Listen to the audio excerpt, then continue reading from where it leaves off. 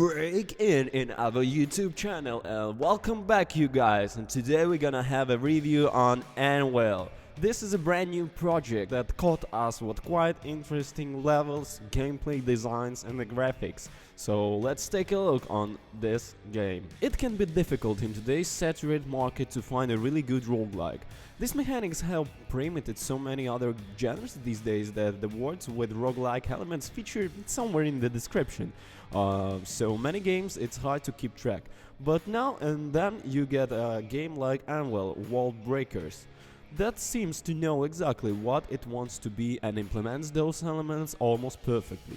Which is not to say that ANVIL is a perfect game, it's not. There are issues, but in an indie game by a fleeting developer is a fantastic example of something that does exactly what it says it's going to do. Which is not to say that ANVIL is a perfect game, it's not. There are issues, but an indie game by a fledgling developer is a fantastic example of something that does exactly what it says it's going to do. It's set in a distant future after humanity has spread through our galaxy and others. In doing so, we have discovered the world's alien requires filled with vast treasures and technologies. Humans being shifts we are, it's led to intergalactic warfare and untold destruction. The Titan or ANVIL is a deep space agency that creates breakers, remote controlled battlesuits designed to allow safe exploration of alien worlds and the uncovering of worlds. Using a system referred to as Amber, human can pilot breakers from the light years away, enabling relatively safe excursions. When a breaker is destroyed, it retains the combat knowledge it's gained and is able to transmit data of some field upgrade it received. Essentially, this is mumbo-jumbo that adds content to the roguelike setup. As with the best games of its type, ANVIL intends you to fail. In doing so, you'll grow stronger, bringing back relics that can equip you for next round and unlocking ability points to universally upgrade your 12 suits, as well as a currency to unlock, obviously, more. Well, in the world of ANVIL, humanity has the capacity to travel the galaxy and in doing so, as I said before, discovers remnant of alien civilization with they can tear walls, as we said before. They were spread out across the galaxies and other powerful artifacts to those who can find them, but they are well guaranteed by the native fauna of each planet, as well as the powerful guardians that appear from the time to time. Like the warframes in a Warframe, humanity develops powerful suits called breakers in order to fight back against these threats and, as namesake implies, break into the worlds.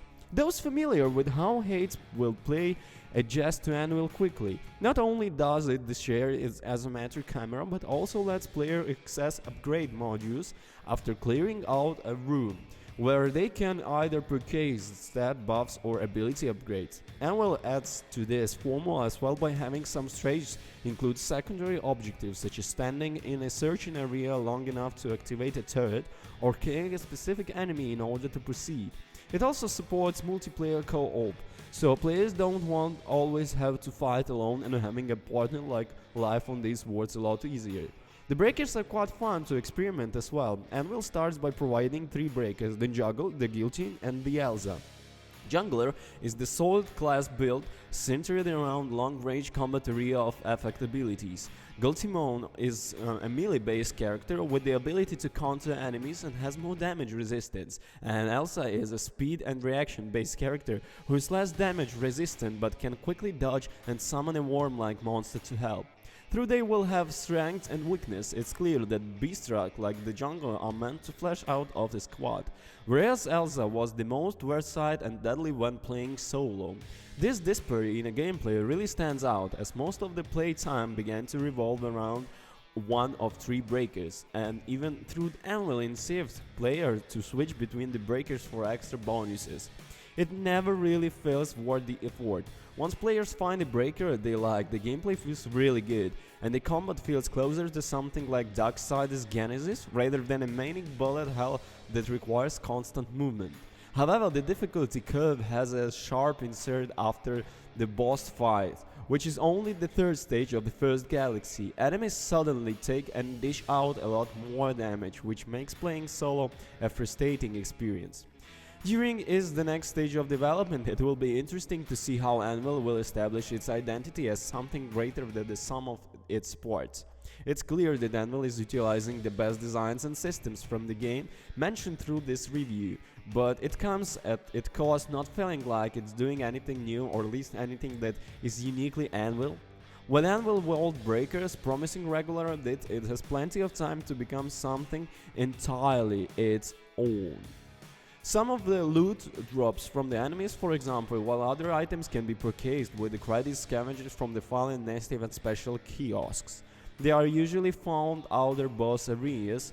Gear upgrades are scattered all over the stage, while you can increase your skills in a style similar to one used in Hades. Upgrades to skill might improve cooldowns or add new effects like half regen or damage over time for enemies. While ANVIL World Breakers doesn't have the most unique setup, the game feels is just superb. Special abilities feel widely, the enemy design brings in close to bullet hell levels at the times, and the variety of the location and objectives feels decent, although more will likely be added.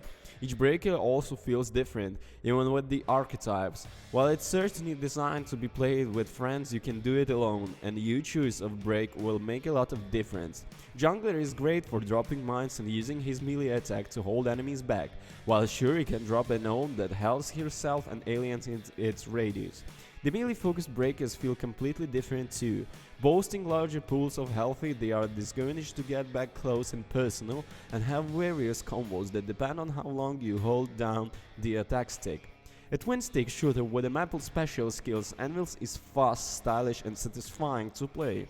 It does have a few issues, however, such as the weird difficulty spike here, and the occasional area that just feels impossible solo.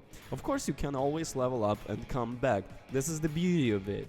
A consistent timer counts down to brief invasion by harder, machine-based enemies or standard enemies getting a boost damage or survivability. It never poses a huge problem, but adds an element of speed and danger to standing around too long. You want to keep moving, finish your mission with the world and reap the rewards. We've yet to see how the Battle Pass system will fully work. At present, the pre-season it rewards currency, ability points and skins for your breakers. The currency can be used to buy more skins, unlock the breakers or unlock and equip toy walkers, little AI companions that come with your own missions to buff you. Once the game launches, we'll be able to fully test matchmaking and report on the state of the Battle Pass. At meantime, ANVIL World Breakers is a solid, stylish sci-fi action shooter that doesn't roguelike gameplay right.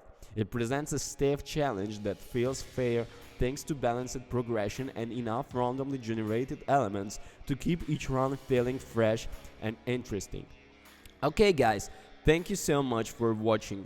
Don't you guys forget to comment and subscribe. All the links I will leave in the description so you can find the game, the downloads and interesting stuff to read about. Don't you guys forget to leave the comments to support the developers, and thank you guys for watching. Bye.